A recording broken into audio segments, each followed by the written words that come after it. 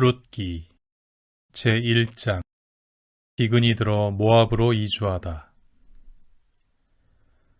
판관들이 다스리던 시대에 나라에 기근이 든 일이 있었다. 그래서 유다 베들레헴에 살던 한 사람이 모압 지방에서 나그네 살이를 하려고 아내와 두 아들과 함께 길을 떠났다. 그 사람의 이름은 엘리멜렉이고 아내의 이름은 나오미이며 두 아들의 이름은 마훌론과 킬련이었는데 이들은 유다 베들레헴 출신으로 에프라 사람들이었다. 이렇게 그들은 모압 지방에 가서 살게 되었다. 그러다가 나오미의 남편 엘리멜렉이 죽어서 나오미와 두 아들만 남게 되었다. 이들은 모압 여자들을 아내로 맞아들였는데 한 여자의 이름은 오르파이고 다른 여자의 이름은 룻이었다. 그들은 거기에서 10년쯤 살았다.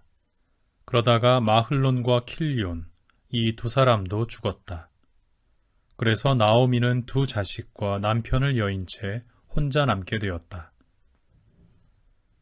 나오미가 룻과 함께 고향 베들레헴으로 돌아오다. 나오미는 며느리들과 함께 모압 지방을 떠나 돌아가기로 하였다. 주님께서 당신 백성을 돌보시어 그들에게 양식을 베푸셨다는 소식을 모압 지방에서 들었기 때문이다. 그래서 나오미가 살던 곳을 떠나자 두 며느리도 따라 나섰다. 그리하여 그들은 유다 땅으로 돌아가려고 길을 떠났다. 나오미가 두 며느리에게 말하였다. 자, 각자 제 어머니 집으로 돌아가거라. 너희가 죽은 남편들과 나에게 해준 것처럼 주님께서 너희에게 자애를 베푸시기를 빈다.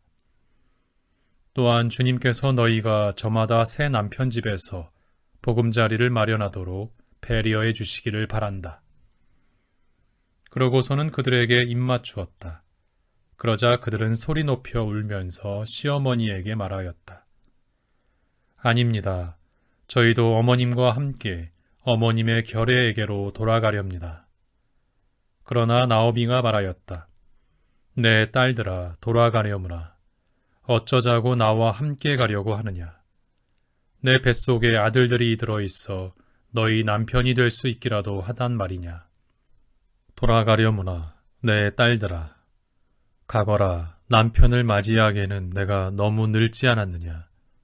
설사 나에게 아직 희망이 있다 하여 바로 오늘 밤에 남편을 맞이해서 아들들을 낳는다 하더라도 그 애들이 클 때까지 너희가 기다릴 수 있겠느냐. 새로 남편을 맞이하기를 마다하려느냐. 내 딸들아, 안 된다. 주님의 손에 얻어맞은 이 몸, 너희를 생각하면 내 마음이 너무나 쓰라리단다. 그들은 소리 높여 더 서럽게 울었다. 그리고 오르파는 시어머니에게 작별을 고하며 입맞추었다. 그러나 롯은 시어머니에게 바싹 달라붙었다. 나오미가 말하였다.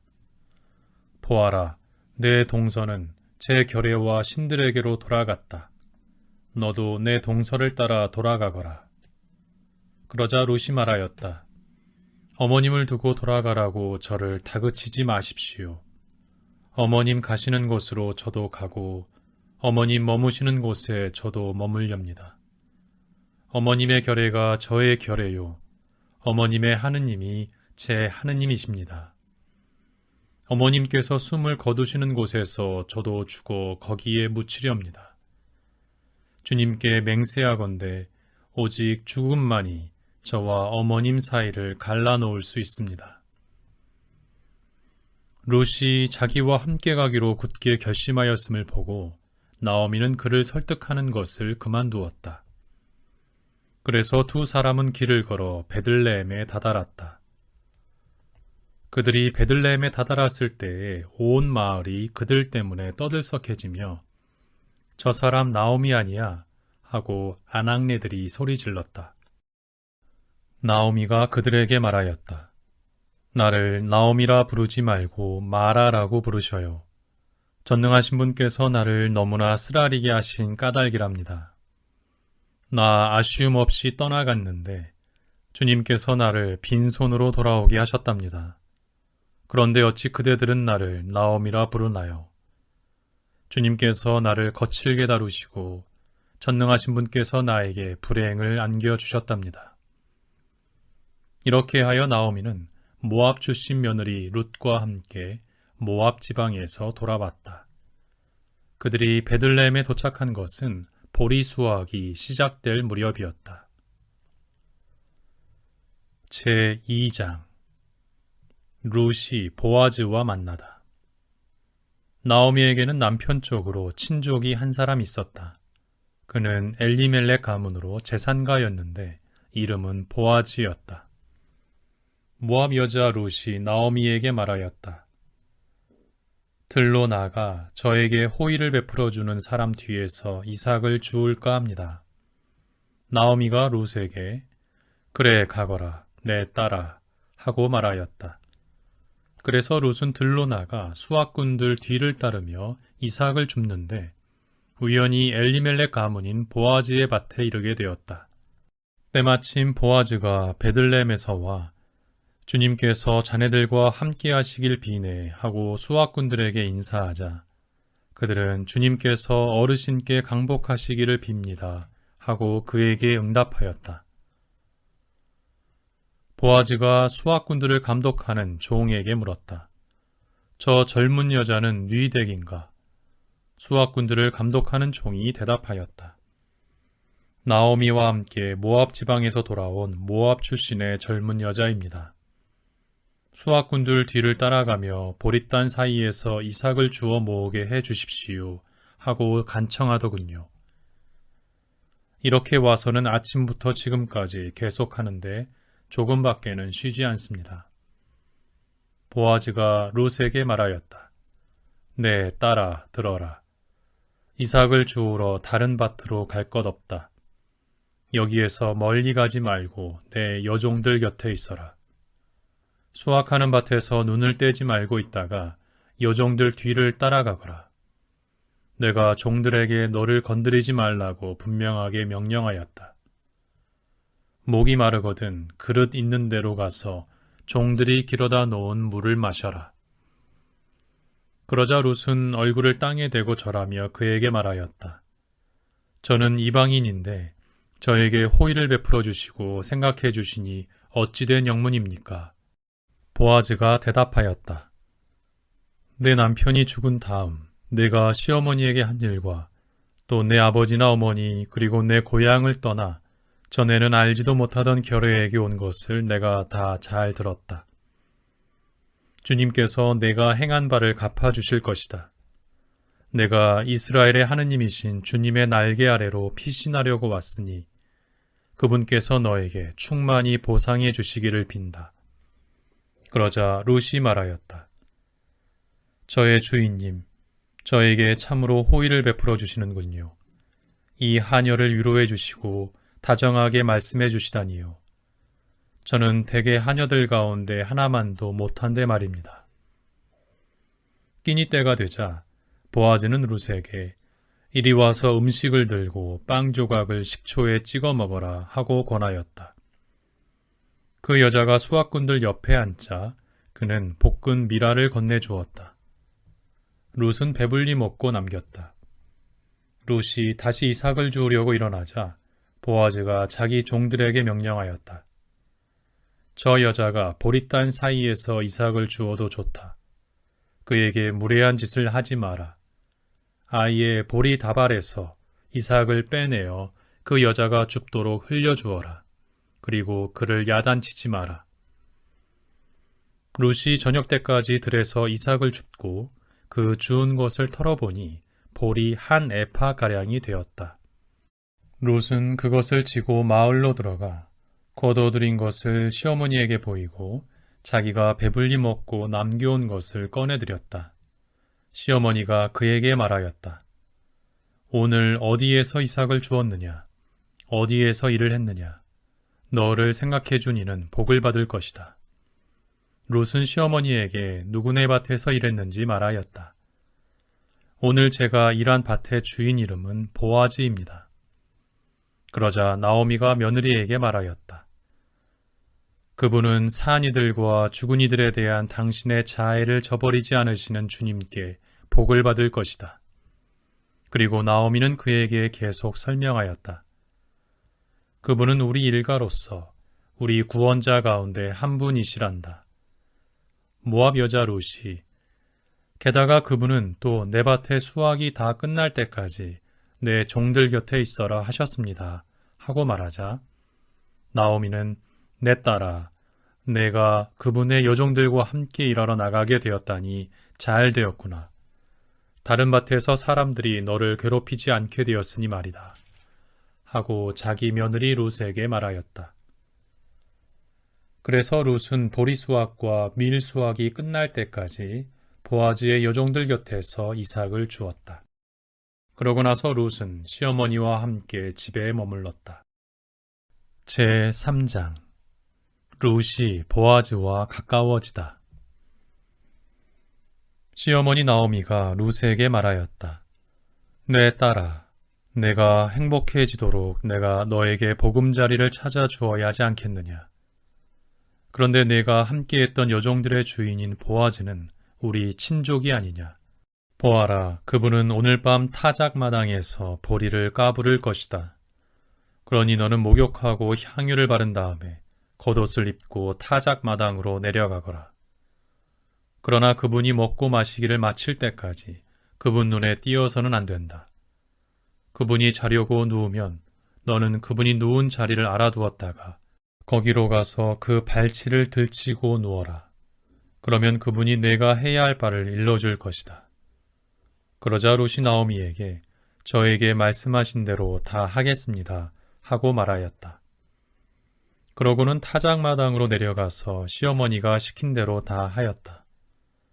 보아즈는 먹고 마시고 나서 흡족한 마음으로 보릿가리 끝에 가서 누웠다. 룻은 살며시 가서 그의 발치를 들치고 누웠다.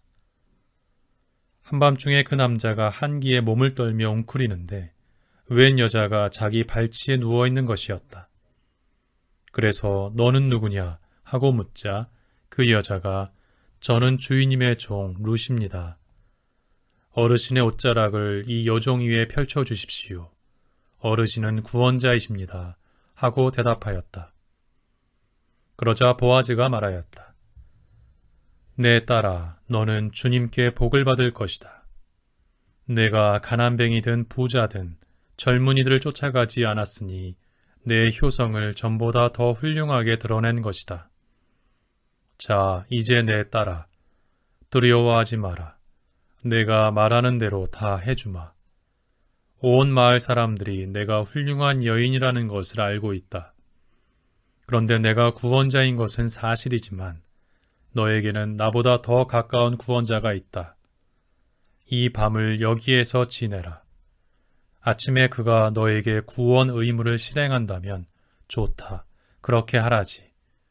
그러나 그가 만일 너에게 그 의무를 실행하려고 하지 않는다면 주님께서 살아계시는 한 내가 너를 구원하마. 아침까지 여기에 누워 있어라. 그래서 룻은 이른 아침까지 그의 발치에 누워 있다가 사람들이 서로 알아보기 전에 일어났다. 타작마당에 이 여자가 왔었다는 사실이 알려져서는 안 된다고 보아즈가 말하였기 때문이다. 그때 보아즈가 내가 쓴 너울을 이리 내어 붙잡고 있어라 하고 말하였다. 룻이 그것을 붙잡자 그는 보리 6대를 펴서 거기에 담아주고 마을로 들어갔다.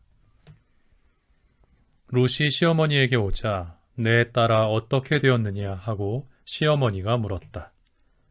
룻은 그 남자가 자기에게 해준 일을 모두 이야기하였다. 그리고 시어머니에게 빈손으로 가서는 안 되지 하시면서 이 보리 6대를 저에게 주셨습니다 하고 말하였다.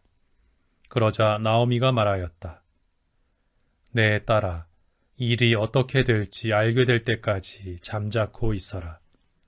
그분은 오늘 안으로 이 일을 결말짓지 않고는 가만히 있지 못할 것이다. 제4장 룻과 보아즈가 혼인하다. 보아즈는 성문으로 올라가 거기에 앉았다. 때마침 보아즈가 말하던 그 구원자가 지나갔다. 보아즈가 여보게 이리로 와서 앉게 하고 말하니 그가 와서 앉았다.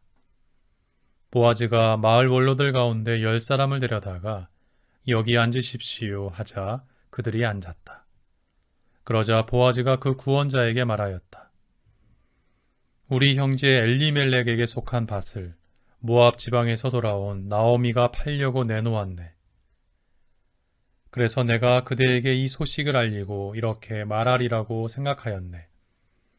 여기 앉아 계신 분들과 내 결례의 원로들 앞에서 그것을 사드리게, 그대가 구원 의무를 실행하려면 그렇게 하게, 그러나 그 의무를 실행하지 않으려면 나에게 알려주게. 구원 의무를 실행할 사람은 그대밖에 없고 그대의 다음은 나라는 것을 알고 있네. 그러자 그는 내가 구원 의무를 실행하겠네 하고 대답하였다. 보아즈가 다시 나오미에게서 그 밭을 사들이는 날에 그대는 고인의 아내인 모압 여자 룻도 맞아들여 고인의 이름을 그의 소유지 위에 세워주어야 하네 하고 말하였다. 그러자 그 구원자가 대답하였다. 그렇다면 나로서는 구원 의무를 실행할 수 없네. 내 재산을 망치고 싶지는 않다네.